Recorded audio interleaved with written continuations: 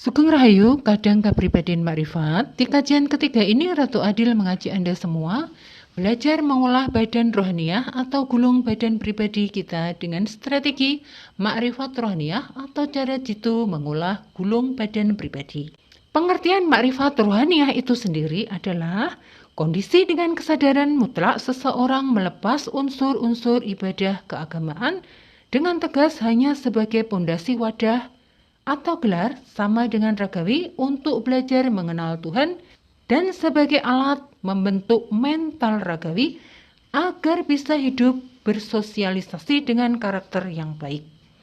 Sedang untuk ibadah secara pribadi atau gulung atau badan rohaniah pribadi dengan Yang Maha Esa memilih dibantu oleh nabi pribadi sebagai jembatan, yaitu Sang Diri Jati sama dengan Zat Urip atau Nur Ilahi sama dengan Zat Wajibul Maulana atau Roh Kudus sama dengan Roh Suci atau Ide Batari yang diberikan Yang Maha Esa saat masing-masing ragawi manusia tersebut diciptakannya.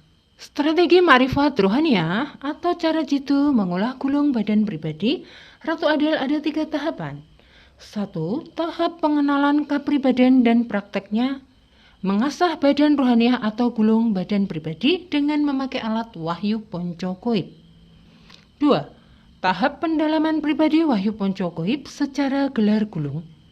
3. Tahapan madep mantep tetep kinanten sarwa micil dan ono opo-opo kunci ora ono opo-opo kunci. Keduanya untuk laku gelar gulung badan pribadi, gelar jagat anyar. Di kajian ketiga ini, Ratu Adil mengaji Anda semuanya mengkaji tahapan yang pertama, pengenalan kepribadian dan prakteknya mengasah badan rohaniah atau gulung dengan Wahyu Poncokoib. Kita buka pertama, pengenalan kepribadian. Ajaran kepribadian bukan agama, bukan ilmu kebatinan Jawa, bukan organisasi, bukan partai politik. Sesuai sabdo dawuh Maha Guru Besar Kapribadian Kanjeng Bobo Romo Smono, kapribadian adalah sebuah ajaran kasampurnan kasunyatan yang dengan tegas menolak tembung jari. Kapribadian adalah sebuah ajaran pengembangan badan rohaniah atau gulung badan pribadi dengan cara memanunggalkan segala unsur-unsur badan rohaniah kita atau gulung badan pribadi kita yang berupa saudara papat kita, sukma sejati kita, untuk tunduk manunggal dengan Zat Urip sama dengan Sang Diri Jati atau Nur Ilahi sama dengan Zat Wajibul Maulana atau Roh Kudus sama dengan Roh Suci atau Ide Batari yang diberikan Yang Maha Esa saat kita semua diciptakannya dengan ragawi masing-masing. Kanjeng Maha Guru Kapribadian seorang petapa juga komandan marinir. Dalam sabdo dan dawuh beliau, dengan tegas dan lugas ada 11 prinsip-prinsip dasar kapribadian secara marifat yang harus dipelajari dan dipahami untuk dijadikan tolak ukur kehidupan gelar gulung supaya adem, ayem, tentrem, selaras, seimbang, lestari. Untuk rincian 11 prinsip-prinsip tersebut, tonton video kajian pertama channel Ratu Adil. Kapribadian ajaran ini aman dipelajari karena tidak bertentangan dengan Pancasila dan Undang-Undang Dasar 1945. Ajaran sudah disahkan dari zaman Bapak Presiden Masih Soeharto. Untuk info data legalitasnya bisa buka web Kapribadian. Strategi makrifat rohaniah atau cara jitu mengasah badan gulung pribadi kapribadian adalah dengan alat Wahyu Poncokoib. Membuka alat Wahyu Poncokoib. 1. Wahyu kunci. Bentuknya doa yang isinya prakteknya patrap wahyu kunci adalah duduk di kursi sedang, tidak terlalu tinggi juga tidak terlalu rendah, agar tidak mudah kesemutan atau gerindingan. Telapak kaki menyentuh lantai atau tanah. Sepasang telapak tangan bertemu, posisi patrap menembah, ujung ibu jari menyentuh ujung hidung. Baca diulang 7 kali. Setelah selesai, hentakkan kaki kanan 3 kali ke lantai atau tanah.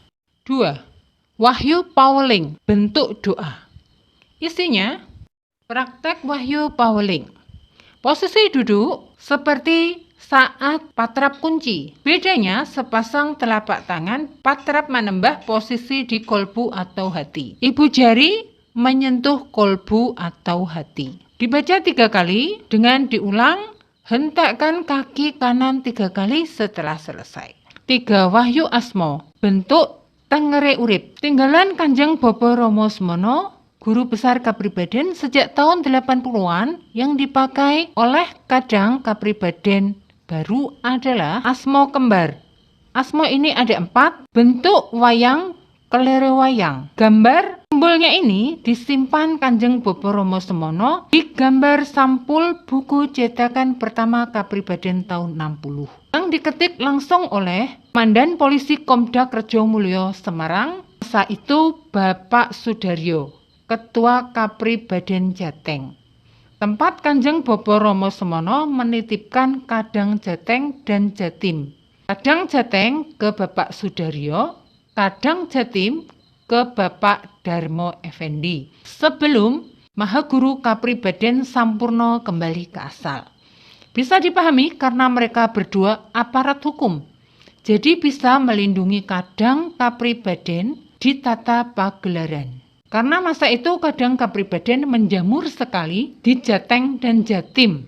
Praktek mendapatkan asmo ada 2 caranya, yaitu dengan bertemu kadang yang betul-betul sudah manunggal atau miji, atau sudah bisa berkomunikasi langsung dengan zat hidupnya. Kalau tidak bisa bertemu dengan kadang yang sudah betul-betul manunggal, lebih baik mijil minta petunjuk asmo sendiri. Patrap mijil mencari asmo sendiri ini, doanya lihat langsung di layar video. Semedi mencari petunjuk asmo ini paling sedikit 2 jam setel alarm. Kalau bentuk gambaran yang didapat saat mijil tentang warna-warna atau cahaya-cahaya, berarti asmo Anda kalau laki-laki konto warno, kalau wanita ganti warni.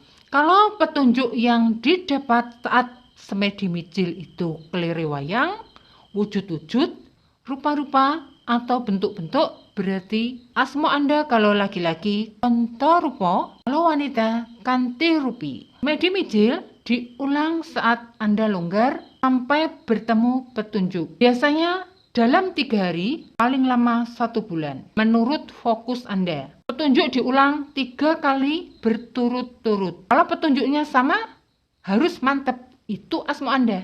4. Wahyu mijil, bentuk doa. Isinya, lihat di layar video.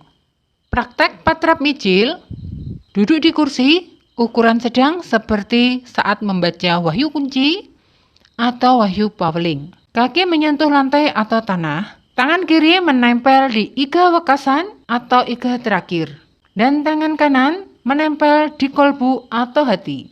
Dibaca doa, setelah selesai ditutup dengan menyentuh dada kiri. Kenapa tangan kiri di iga wekasan dan kenapa tangan kanan di kolbu? Semuanya dibuka di pendalaman pribadi Wahyu Poncogoib secara gelar gulung.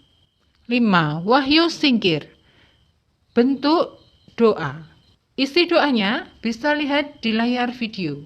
Praktek patrap posisi berdiri, sepasang tangan sedaku dilipat di depan dada, dibaca 3 kali. Setelah selesai, hentakkan kaki kanan ke lantai atau tanah 3 kali, meniup 3 kali.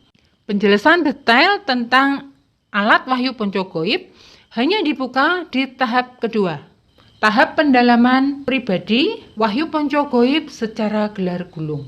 Sekian kajian ketiga Ratu Adil ini, sampai bertemu di kajian keempat, tahapan pendalaman pribadi Wahyu Poncogoib secara gelar gulung. Terima kasih sudah menonton video saya.